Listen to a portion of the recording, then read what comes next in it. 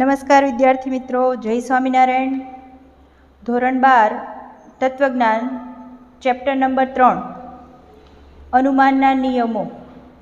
મિત્રો, આજે આપણે જે ચેપ્ટર ભણવાનું છે અનુમાનના નિયમો, એમાં જે એના 8 નિયમો છે એની ચર્ચા આપણે કરવાની છે. પરીક્ષાની અંદર આ 8 નિયમો છે એ આપણા માટે અગત્યના છે, જેમાં બહુ વિસ્તૃત માહિતી આપી છે, પણ આપણે જે મુદ્દાઓ પૂછાવાના છે એ જ મુદ્દાઓ છે એના અંગે આજે ચર્ચા કરવાની છે. હવે અનુમાનના નિયમો એની અંદર જોઈએ તો કે અનુમાનની તાર્કિક સ્વીકાર્યતાના ધોરણોને તર્કશાસ્ત્રમાં અનુમાનના નિયમો કહેવામાં આવે છે. હવે આપણને પહેલો પ્રશ્ન એ થાય કે અનુમાનના નિયમો શું?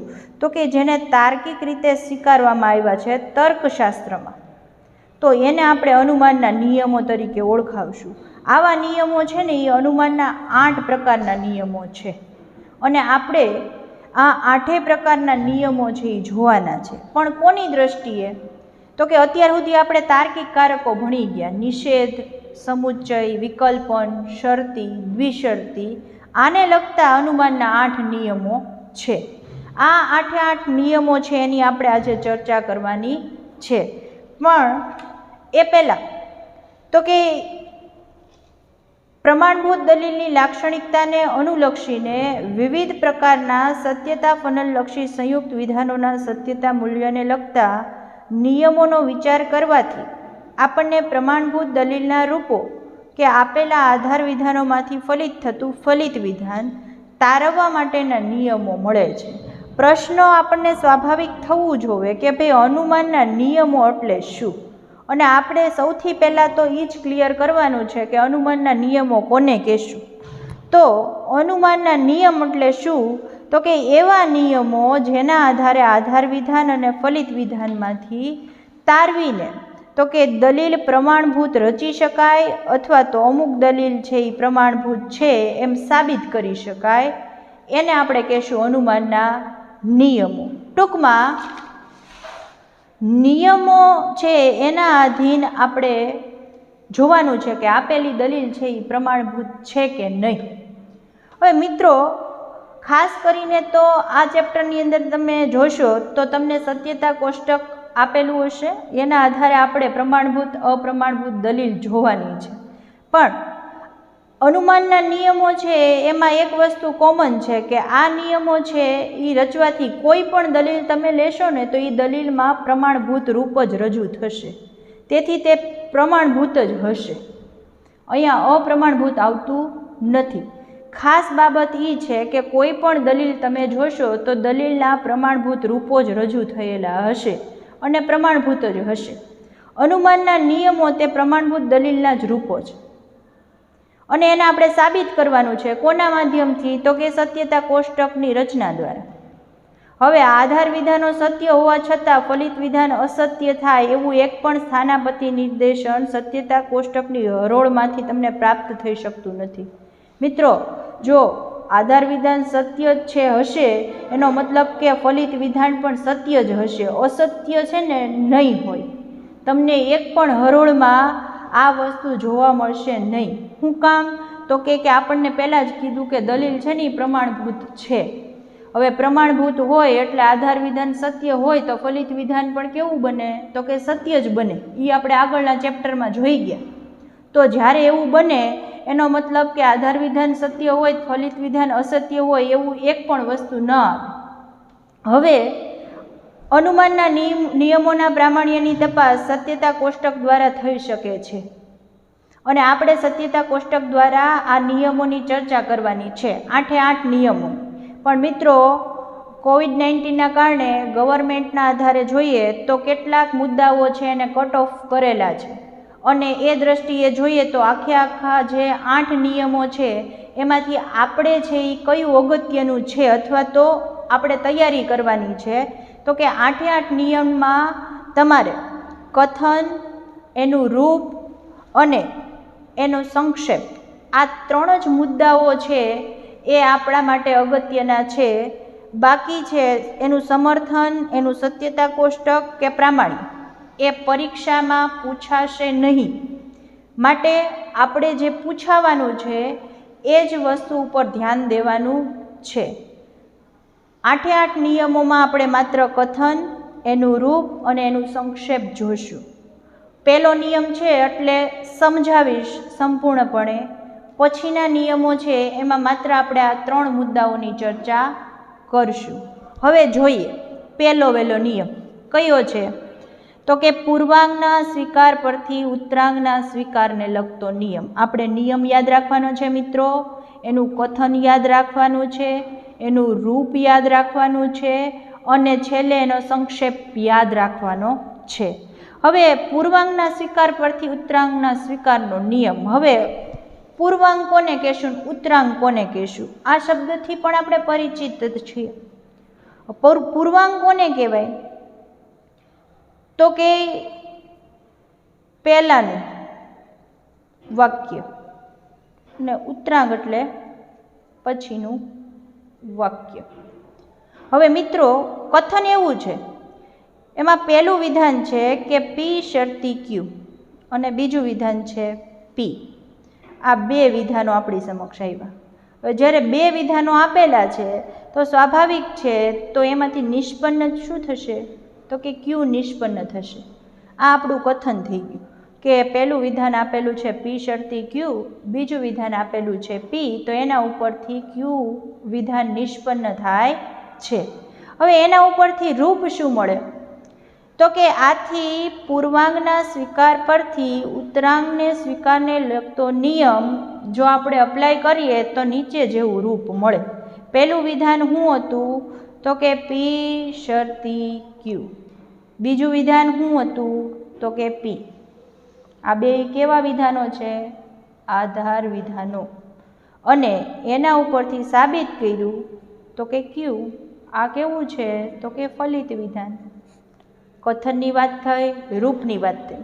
સત્યતા કોષ્ટક પરીક્ષામાં પૂછાવાનું નથી, પણ પહેલું ઉદાહરણમાં આપણે જોઈએ, સમજાવું છું, પછી આગળના ઉદાહરણમાં આપણે એ અંગે ચર્ચા કરશું નહીં. મિત્રો આપણને સત્યતા કોષ્ટક બનાવતા આવડે છે. મુખ્ય વિધાનો કેટલા છે, તો કે 2, પી અને ક્યુ, એટલે એના સ્તંભ બનશે. પહેલું વિધાન કેવું છે, આધાર વિધાન, એટલે એક સ્તંભ એનો બનશે. બીજું વિધાન કેનું છે, આધાર વિધાન, એક સ્તંભ એનો બનશે અને એક બનશે ફલિત વિધાનનું. એટલે ટોટલ 1, 2, 3, 4 અને 5 સ્તંભ બનશે. હવે 2 વિધાનો છે એનો મતલબ કે હરોળ 4 બને.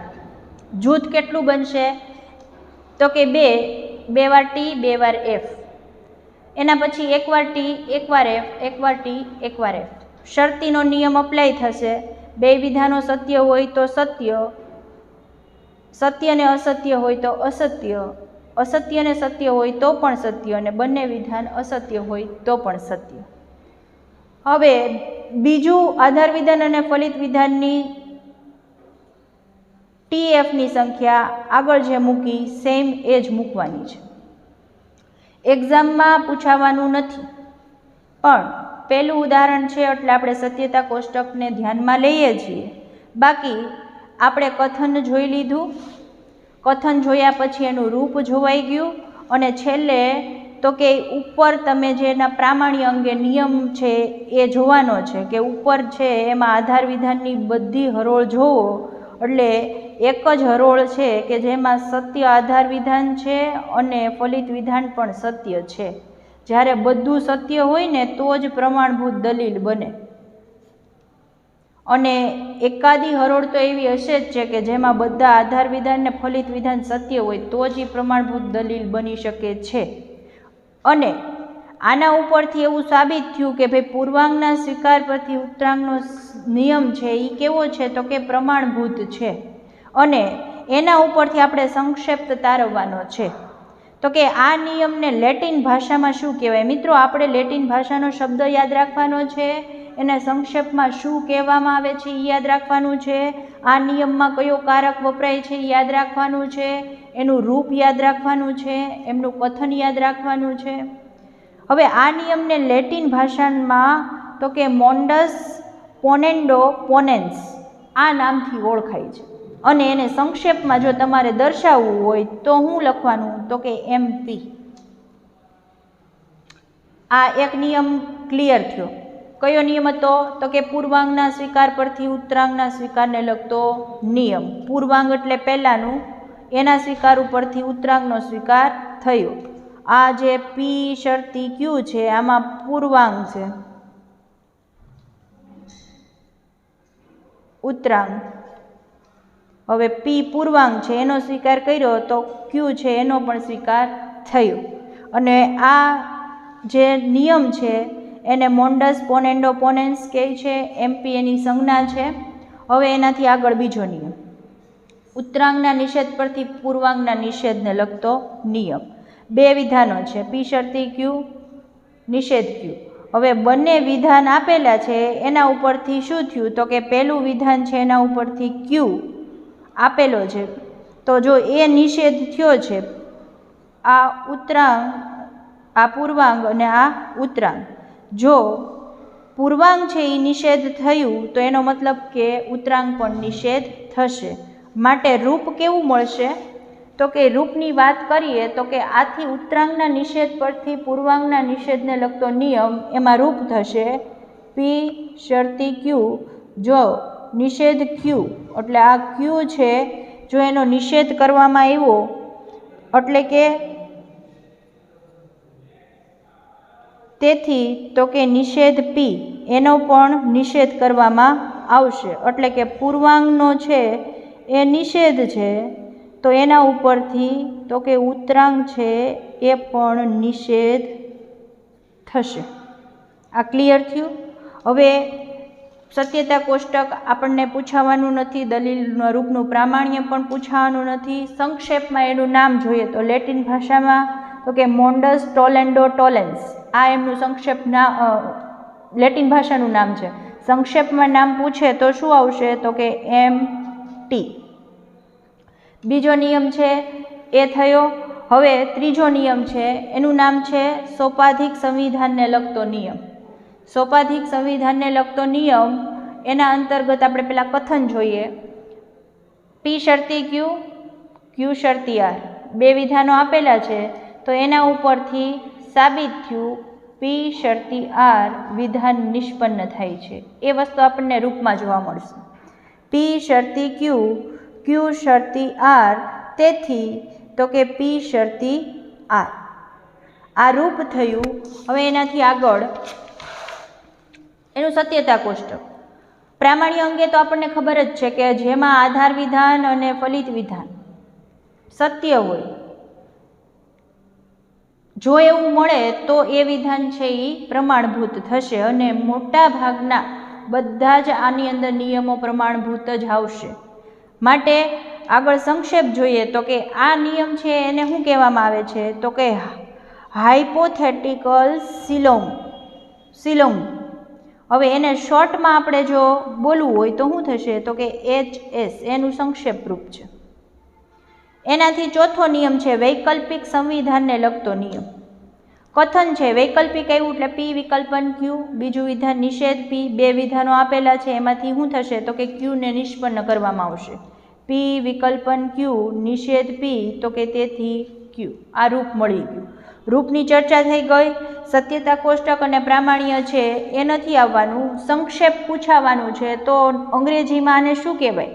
તો ડિજનકેટિવ સિલોગી, આ એનું લેટિન નામ છે. અને જો શોર્ટમાં સંક્ષેપ પૂછે તો DS.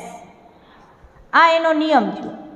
એના પછીનો નિયમ છે એ છે વિધિવાચક દ્વિધાનુમાનને લગતો નિયમ. હવે એની કથનની વાત કરીએ તો કથન શું છે? તો કે પી શરતી ક્યુ, આર શરતી S, ત્રીજું વિધાન પણ આપેલું છે પી વિકલ્પન આર. આ ત્રણે ત્રણ આધાર વિધાનો છે એમાંથી તો કે સાબિત કર્યું ક્યુ વિકલ્પન S. મિત્રો આધાર વિધાનો 2, 3, 3થી વધારે હોઈ શકે, પણ ફલિત વિધાન એક હશે. એટલે એને ક્રમશઃ રૂપના આધારે લખીએ. દલીલ છે એ હંમેશા કેવી થશે? તો કે પ્રમાણભૂત જ થશે. અહીંયા અપ્રમાણભૂત આવશે નહીં. હવે ત્રણેયને આધાર વિધાનમાં ગોઠવા, તેથી કરીને સાબિત કર્યું, એટલે આ બની ગયું આપણું રૂપ. સત્યતા કોષ્ટકની રીતથી તમે પરિચિત છો, પણ પરીક્ષામાં કોષ્ટક છે એ પૂછાવાના નથી, એટલે આપણે એની ચર્ચા નથી કરતા અત્યારે. એનાથી આગળ તો કે સંક્ષેપ, આ નિયમને અંગ્રેજીમાં શું કહેશું? તો કન્સ્ટ્રક્ટિવ ડેલીમાં આ એનું અંગ્રેજી નામ છે, લેટિન ભાષાનું, અને એને તમને શોર્ટમાં પૂછે તો સીડી લખવાનું. ક્લિયર થયું? છઠ્ઠો નિયમ છે સરલીકરણને લગતો નિયમ. સરલીકરણને લગતો એના કથનની વાત કરીએ તો પી સમુચ્ચય ક્યુ એ વિધાન આપેલું હોય તો તેમાંથી તો કે પી નિષ્પન્ન થાય છે. જો આ મુજબનું કથન હોય તો રૂપ શું બને? તો કે પી સમુચ્ચય ક્યુ, તો કે તેથી પી. આ જ વિધાનનું સંક્ષેપીકરણ નિયમ શું છે? તો અંગ્રેજીમાં એને સિમ્પ્લિફિકેશન તરીકે ઓળખીએ છીએ, અને જો તમને શોર્ટમાં પૂછે તો સિમ્પ. આ એનું સંક્ષેપ રૂપ છે. છઠ્ઠો નિયમ ક્લિયર થયો. સાતમો છે સમુચ્ચયને લગતો નિયમ. સમુચ્ચયનો એટલે તમારી પાસે બે વિધાન છે, એક પી છે અને ક્યુ છે. બે વિધાનો આપેલા હોય તો એના ઉપરથી નિષ્પન્ન શું થશે? તો કે પી સમુચ્ચય ક્યુ. રૂપ પૂછવામાં આવે તો શું બને? તો કે એક વિધાન આપેલું છે પી, બીજું વિધાન આપેલું છે ક્યુ, તો કે તેના ઉપરથી સાબિત થાય છે પી સમુચ્ચય ક્યુ. હવે આ રૂપની ચર્ચા થઈ. રૂપ ઉપરથી આપણે સંક્ષેપ એમનું નામ જાણીએ આ નિયમનું. તો આ નિયમને અંગ્રેજીમાં કહેશું કંજક્શન. હવે સંક્ષેપમાં પૂછે તો લખવાનું કંજ. આ એનું સંક્ષેપ નામ છે. સાતમા નિયમ પછી આઠમો નિયમ છે વિકલ્પ અને વૃદ્ધિને લગતો નિયમ.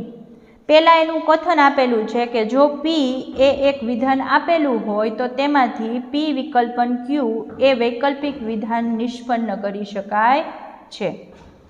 હવે પી એક વિધાન આપેલું છે, એમાંથી પી વિકલ્પન ક્યુ એ આપણે વૈકલ્પિક નિષ્પન્ન કરેલું છે. એનો મતલબ કે રૂપ શું થશે? તો કે એક વિધાન આપણને આપેલું છે પી, તો કે એમાંથી નિષ્પન્ન શું થયું? તો કે તેથી પી વિકલ્પન ક્યુ. આ બની ગયું આપણું રૂપ.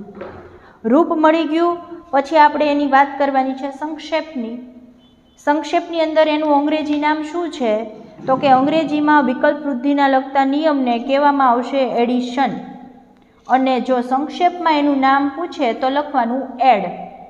મિત્રો, આ નિયમોની અંદર એના ગુજરાતી વર્ડ્સ નામ અંગ્રેજીમાં શું કહેવામાં આવે છે, સંક્ષેપમાં શું કહેવામાં આવે છે, એમનું કથન, એમનું રૂપ, આ તમામ બાબતો છે એને ધ્યાનમાં લેવાની છે. 8 નિયમો આપણે જોયા કે જેની અંતર્ગત તમારે એમના ગુજરાતી નામ, એના કારકો, તમને જે પણ કથન આપેલું હોય એનું રૂપ, અને રૂપના આધારે સંક્ષેપમાં એને શું કહેવામાં આવે છે અને મુખ્ય અંગ્રેજીમાં એનું નામ શું છે, એના અંગે છે આપણે ચર્ચા કરવાની છે. આગળનો મુદ્દો છે કે ભાઈ અનુમાન નિયમોને લગતી રૂપલક્ષી સાબિતીની સમજૂતી. આ મુદ્દાને પણ આપણે અભ્યાસમાં નથી લેવાનો.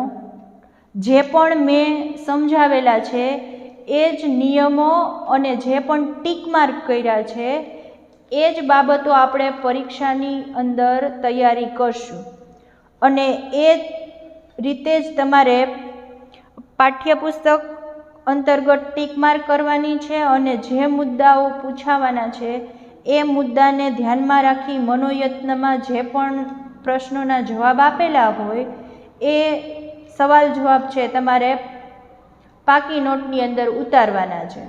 ટૂંકમાં જે પણ મનોયત્ન છે એ તમને આપેલા છે એ ક્રમશઃ પાકી બુકમાં ઉતારતા રહેજો. જે પણ ટીક માર્ક કરેલા છે એનો ખાસ અભ્યાસ કરજો, જેથી કરીને તમને ખ્યાલ આવે. આ પાઠની અંદર મહત્ત્વના છે એ માત્ર ને માત્ર આ 8 નિયમો હતા. આ 8 નિયમો છે એ તમારે પાકા નામ સહિત કરવાના છે. એના પછી તો કે 8 નિયમો છે એનું કથન તમારે જોવાનું છે, એનું રૂપ કઈ રીતે બને છે એની માહિતી તમને હોવી જોઈએ, અને રૂપ પછી તો કે એનું સંક્ષેપ, એનું અંગ્રેજી નામ અને એનું સંક્ષેપ નામ, આ વસ્તુથી તમે માહિતગાર હોવા જોઈએ. ત્રીજા ચેપ્ટરની અંદર માત્ર 8 નિયમોમાં આટલી જ બાબતો છે એ આપણે જોવાની છે. એ 8 નિયમો અને એ બાબતની ચર્ચા આપણે આમાં કરી લીધી. હવે પછી જ્યારે આપણે મળશું ત્યારે નવા ચેપ્ટર સાથે આગળની બાબતની ચર્ચા કરશું. જે પણ બાબતો મેં કહી પાઠ્યપુસ્તકમાંથી વાંચવાની છે, પાકી બુકમાં લખવાનું છે અને પરીક્ષાલક્ષી તૈયારી વિદ્યાર્થી મિત્રો કરતા રહેજો. આજનો વિડીયો છે એ અહીંયા સુધી રાખશું. ધન્યવાદ, આભાર.